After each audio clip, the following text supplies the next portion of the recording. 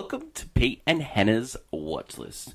I'm your host, Pete Mitchell. I'm here with my great co-host, Hannah! Hello, people. Hannah, we're here today for AFI Top 100 Revisited, where we look back on the 10th anniversary of AFI movies and we give them our review. But before we begin, let us tell the viewers and the listeners what they should do. Pretty please leave a like and subscribe to the channels. And leave a comment down below your favourite AFI Top 100 movie and any of your feedback. Hit the notification button and you'll get great content like this one. Full week of content on the channel, including our Oscar recap show, what's next, we interrupt regular programming, movie news. Great week. Yep. Let's get on to the show. Yes. And today it is movie number 85, A Night at the Opera, starring the Marx Brothers. Yeah. MGM, November 15th, 1935. Goes for an hour and 36 minutes. We watch it on Apple TV. And, Hannah, Yes. this is the first time we watched it. Yes. This is not the only Marx Brothers in the top 100 as well. Duck Soup is listed at 60. Oh, yeah. Big jump. So the elevator pitch. Yeah. The Groucho is convincing a widow. Mustache one. The mustache one. Is convincing a widow to back an opera. And so he's sort of like grifting her for money and stuff like that. Yeah. And then the hijinks ensues. Classic convents. This is the first Marx Brothers movie that they made for MGM. It was they did they worked for Paramount. They got lured for MGM. They lost a brother. Oh. We'll go into that a little bit later. And so then they did this mocking the MGM where they pretended to be the lion and there was a honk. But Louis B. Mayer said, no, you can't poke fun at the lion. That devalues the brand. So it was shelved. I love it. MGM had a great year in 1935. They had The Mutiny on the Bounty, which won the Best Picture, had Broadway Melody, A Tale of Two Cities, all nominated for Best Picture, had heaps of the movies in the top 10 of the box office of that year. They're also buying up and investing in music crazy. They were because musicals were big. They bought like Glenn Miller's catalog, and so it was just huge. Okay, so the story behind this. So they were looking for a script. It was written by, the first go at this script was written by some guys, and Groucho said, just do it properly. Just get Kaufman to write the script. So they got George Kaufman, who wrote Can't Take That With You, and he wrote some heaps of plays and turned them into movies and stuff like that. So as I said before, this is the first movie that they did after leaving Paramount. And Zeppo had just left as well, so one of the Marx Brothers. Yeah. So there was 5 Marx Brothers. Do you want to have a guess of the Marx Brothers? Well, guess of the names. Yeah. You got any? So you got Groucho and Harpo and Chico were in this one. I just told you Zeppo. What do you reckon the 5th one was called? I don't know. Gummo. Gummo is such a bad name. That was like you got the last pick and you really just didn't have it.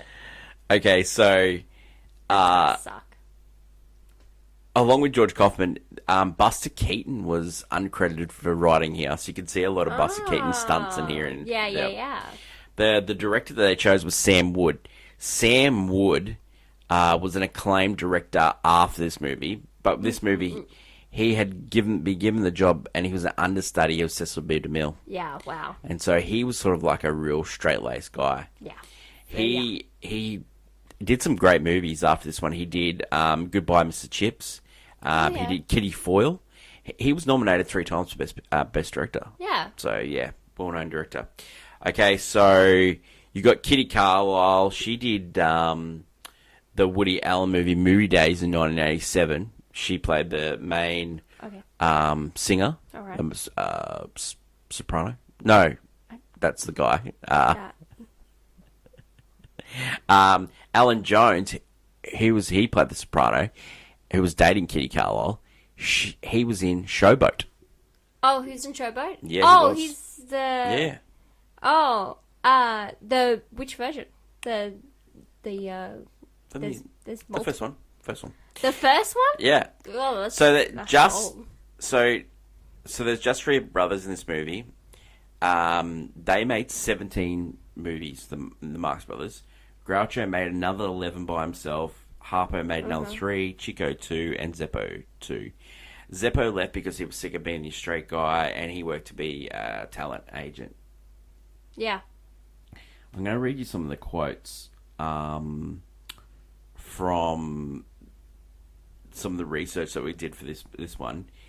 So Groucho Marx he was constantly just coming up with one-liners. He was He was always he's that kind throwing. of guy. So in exasperation, after several attempts to have Groucho read one of his lines in the manner that director Sam Wood had requested, Wood exclaimed, "I guess you just can't make an actor out of clay."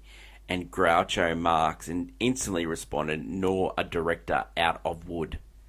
Because the director was Sam Wood. I get that. That's not bad. Sam Wood's stuffiness made him the perfect target for the Marx Brothers. The director had an ulcer, so he started each day with a big glass of milk. So the brothers began to have delivered his milk in a big baby bottle, a joke that Wood never got. He also imposed a fine for people being late on set, which Groucho was like in favour for.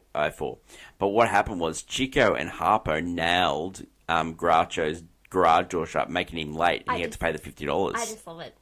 Then the three of them turned the game into who could get the other one's fined. So it turned out to be an utter chaos set, and so Wood had to abandon the process. I'd watch that as a movie. Just the chaos of set. Yeah. Okay, one more of these Instances? Yeah, so when they were so originally they had Zeppo coming to them with MGM, but they pulled out. So the producer Ivan Thalberg said to Groucho, "Well, because there's only 3 brothers now, you'd drop your fee." And Groucho Marx said, No. Without Zeppo, we're actually worth more.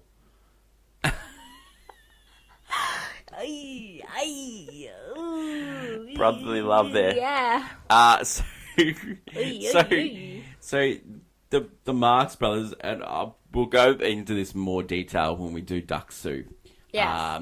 But the Grass Brothers were vaudeville actors, and they were on stage guys, and they were really famous. Yeah, you can feel it. You can feel it in their acting. And I know a lot of even big musical stars were vaudeville actors too. So it was a family affair. They did a few movies with their father. There's actually a rumour that their father, Frenchie, his name was, he died in 1933. But in this movie, you can see Frenchie in one of the scenes. Oh. So there's a rumour that Frenchie didn't die when he said, and he was in this movie. Oh, he was like hiding around? A lot of people said it wasn't real, but it's on multiple sites. It was a rumour that actually happened. That's so random. Yeah. Maybe he's the Kate Middleton of his time. Ha ha ha, the friendship with men. So the budget for this movie was $1 million, which is perfectly standard fare. Makes sense. It made 1.8, which is a huge hit. Yeah. And you know when this became even a bigger hit for MGM? A couple of years later, what happened at the time was movies got double billed. So in 1936, when they re-released this as a second build, double matinee. Yes. You go to the drive and you see a second movie. This made so much money for MGM because people were going to see it. Yeah. Because you couldn't see it at the time. It wasn't television. No, you don't have television. You heard about it from one thing, and then you're just like waiting for it to ever come out. Critics at the time weren't a fan of it. Okay. They said that they'd done better work. You know, they missed. Yeah, I mean, they missed the straight stuff. So Duck Soup, which would on the list. Yeah. That is considered to be their best, which is number 60, and the critics love that one. It didn't win any awards, and nor should it, in my opinion. Recently reacted to the film, Rotten Tomatoes 97%, Letterboxd 3.9, IMDb 7.8, Recently there was a lot of people writing about this movie this is even better than Duck Soup. Yeah, okay. Okay, so every week on the channel we do clickbait, and it's our hottie hot take. And this week, I'm going to go first. Yeah, and go. my hot take is I think you're either a Marx Brothers person or a Three Stooges person, and I'm a Three Stooges person. Oh, okay. I don't know. I'm not. I don't think I've dabbled that much in Three Stooges. Well, to be honest. I preferred Bringing Up Baby to this movie. I prefer that's and because that's slapstick and slapstick in its certain yeah, humor. and Yeah. Three Stooges is slapstick too. I just the slapstick in this movie really worked for me. I really enjoyed Harpo a bit, but Groucho just with the one line. It's like some of them are really funny, and I've got some of them here that are actually quite good. But I just get tired of it at the time, and I find one-liners in comedy might hit at the time, but 50 years later, it's not going to work. But slapstick, it doesn't, no matter what happens. It does. Yeah. Slapstick always works. That's why Stooges is always number one for me. Yeah. But okay. I really think that you're either a Stooges person or a Marx Brothers person. Yeah. Sign me up for the Stooges. Okay.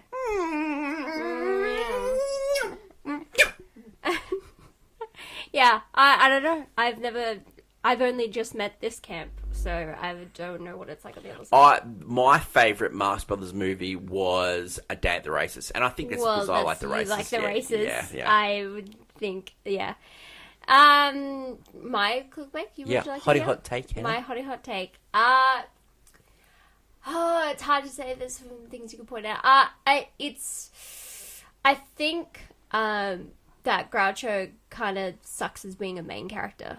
I don't think he is being the main character, and he's kind of like a horrible con man. Like in a sense that sometimes con men have to be charming and to lure people. He's no charm about him at all. There is no charm. Yeah, he's just being like, I see, but misdirection. He's just misdirecting. Yeah. And I don't mind that if that's a side character doing it. But he's the main Farrah there.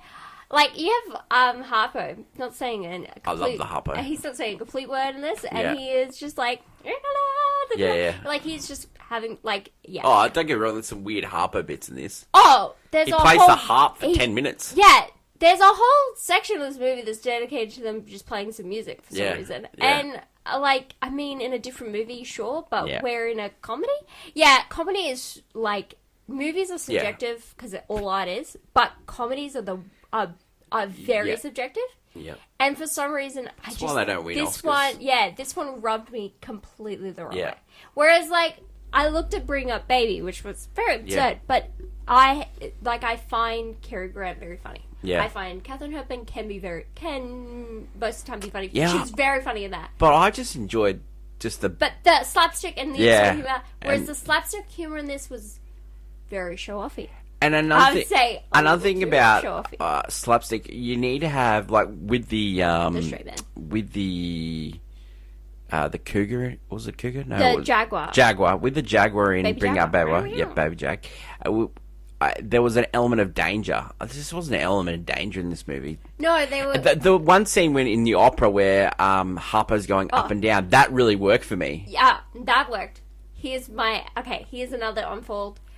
Why haven't we gotten that stunt Oscar award yet? I mean, seriously, this is like a very clear indication of that. Like, you see them performing... Maybe they'll just give Best Picture to Fall Guy next year. Yeah, maybe. Just like, hey, we care.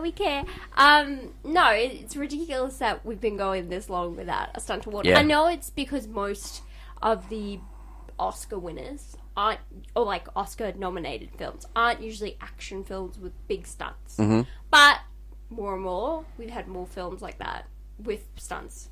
And so it's crazy. And then you look back at movies like this, where for years they've been doing things. Sometimes the actors have to do them themselves.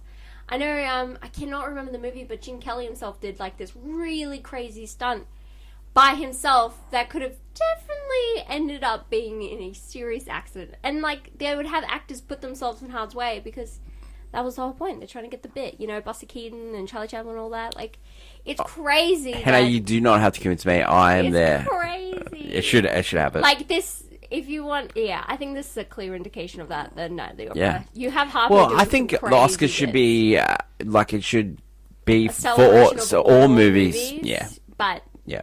yeah, you have your horror category. Yeah. This is the best slasher of this year. None of them, because they all got worse. Yep. Let's get on to scene breakdown in our Pete and Hannah review. So the first scene was the restaurant where Driftwood Groucho convinces Claypool to invest in the opera. Yep. And then we're going to the opera and Harper's dressing up many outfits. Can I just say? Yeah. The dinner. This is my first time seeing Groucho. I could not stop staring at that not mustache on his face. It was the worst thing I've ever seen. Like, in drawings, because I've only seen these people in drawings, Yeah, and yeah. then people who've, like, done characters or they've dressed up, right? Yeah. Oh my god, why? Like, I can't stop. It's not even, it's not Yeah. a mustache. It's like, I think there's a stash underneath it, but then it's just paint Yeah. or makeup there. And it's crazy. It's ridiculous. The eyebrows look great with it, but still, it's more funny than sometimes the jokes coming out of his mouth. Yeah. And it's, I don't know, it's disturbing to me. It's Yeah. upsetting. I could not stop staring. With this movie, there was a famous where they do like test screenings, and Groucho takes these things really seriously. So they go to Long Beach, right, and they show the film, and it's given the worst score of any comedy of ever. And Harpo works out that the reason why I was given a bad score because the week before the famous mayor of Long Beach had passed away, and everyone was depressed. Oh my god. But Harpo tells this to Groucho, and Groucho doesn't care. He wants to redo the movie and all this stuff like that. Yeah. So Groucho takes his humour. That's why he wore the thing, because he's always trying to get a laugh. Yeah. And that's all he cared about. wasn't laughing, He would that go was up to other actors and actresses and give lines. Is that funny? Is that funny? Like so. And I would be like, mate, please try again. Mate, yeah. So Harpo's like, he's dressed up as this tenor, and the tenor's running around whipping him and then kicking him out. I think hated that. Hated that. I was like, this poor so kid. funny. I He's know. 46. I don't care. He's 46. The poor thing. So, Can't speak. but Harpo gets his revenge because him and Groucho knocked the tenor out with the hammer, get me started. wake I him love up with revenge. smelly salts, and then hit him again. That is funny I stuff. love revenge. Don't get me started. But still, horrifying. So, Driftwood finally turns to the opera, hates the opera. He's talking to the guy, the head of New York Opera. He says, no, this tenor is the best tenor in the world.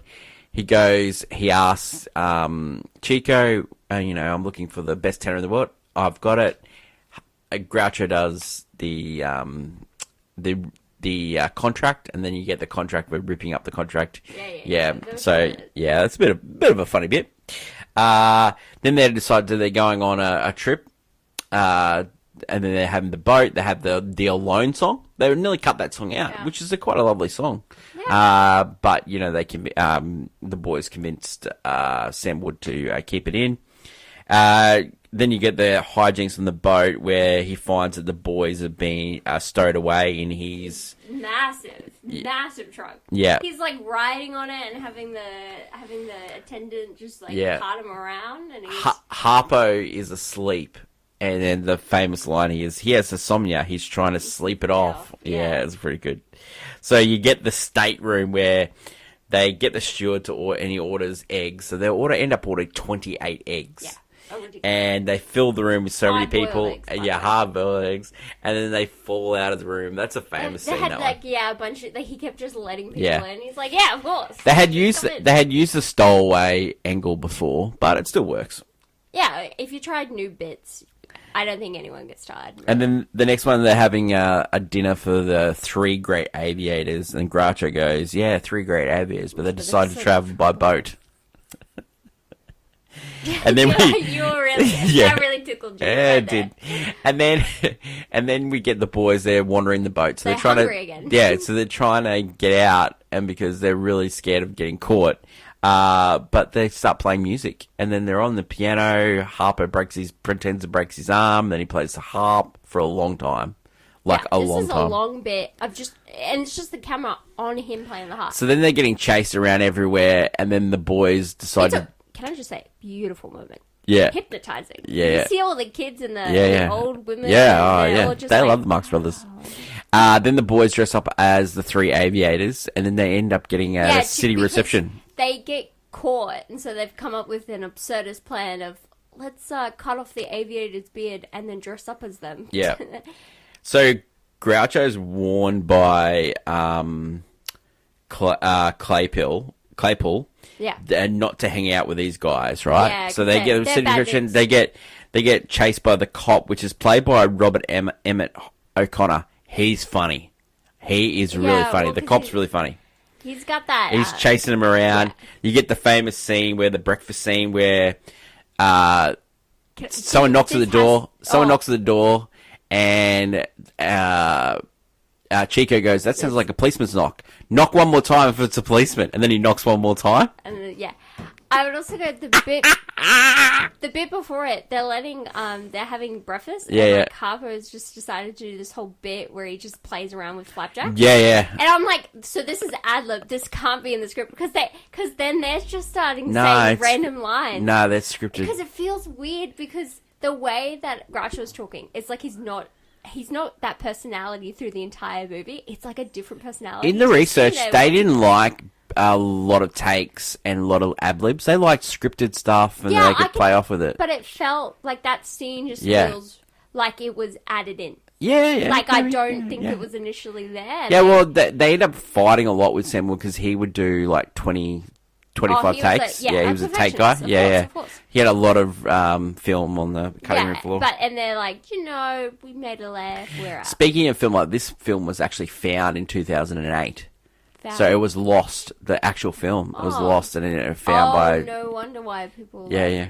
A lot of people love to have a deep sentiment to something that was once lost. That breakfast scene where the policeman comes in And and they then they switch- just switch the room around. Yeah, they keep It's- switching the beds and. Then you get the scene where like the Groucho's dressing up as a different person, then Harpo is sitting on Chico. Harpo's sleeping on Chico's lap. Yeah, it's very and funny. pretending to be an Yeah. old woman knitting. Like it's very funny humor. One bed, two bed, three bed, where the other bed goes. Using the bed as a door, Yeah, and yeah. the cop is like, "Whoa!" Oh, sorry, Robert. So Groucho gets sacked, and then he gets pushed down the stairs. He gets this whole like he comes in and he's like everyone's like good sir, blah blah blah, and then the elevator guy. As soon as he's been fired, the elevator guy's like, "Nope, you can't use that. This is only for people who work here." And then he's like, "I can't go down all those stairs," and he kicks him down the stairs, and it's that's funny to me. I don't know. And then we get the opera scene where we get the baseball, the peanut throwing, Harpo doing stunts. He's like doing stunts at 47. They realized that they're trying to tear down, trying to make a joke out of the opera. Yeah. So that they can get the people they need to replace the main actors Yep. on the show.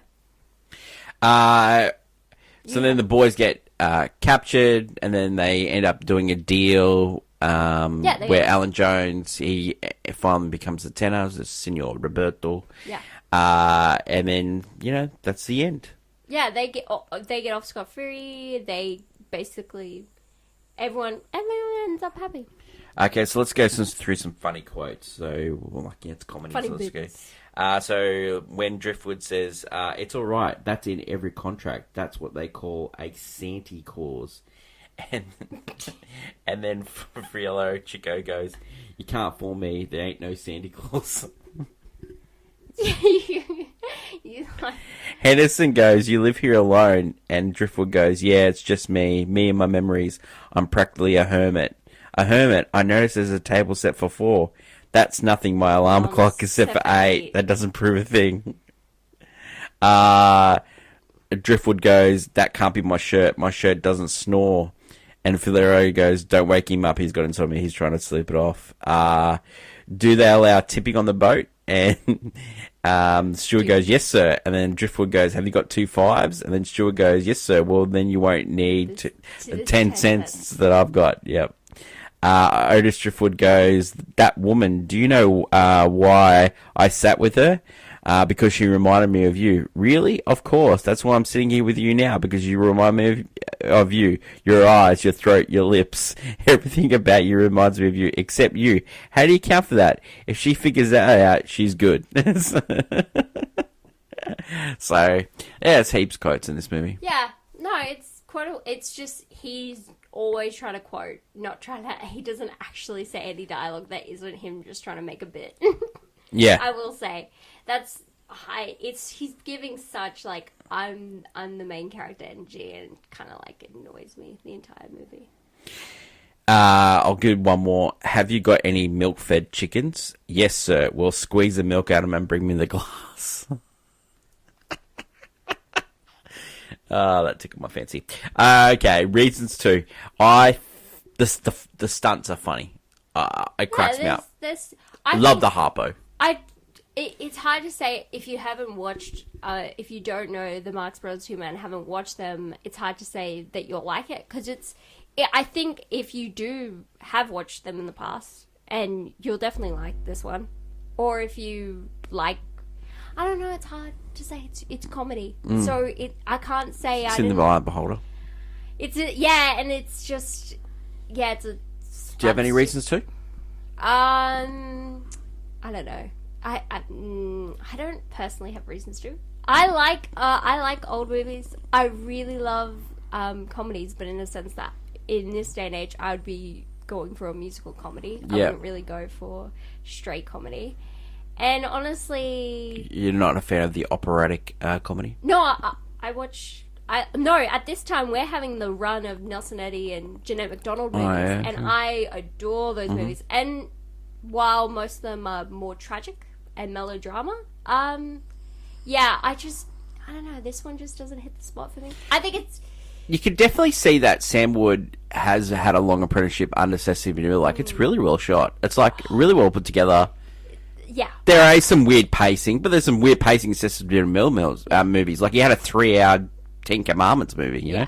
It's hard to recommend if you love, like, big, giant slapstick humor, which there's parts of that, and if you like Groucho and his one-liners, you'll definitely have it. Yeah, if you like dad humor, like, some of the one-liners don't hit. Like, they're just not funny. I love dad humor. Yeah. This is just like, he's granddad humor? Oh, great granddad humor. No, for me, it's just he's being a jerk. Yeah, and that's true. You have a problem with that. I don't mind jerks, but this is like, I'm a jerk and there's nothing reclaiming about me. Yeah. And so I just, I get bored. Does this deserve to be on the list? Look, I think we don't need to mark for it. Yeah, I don't think we need to. It's weird.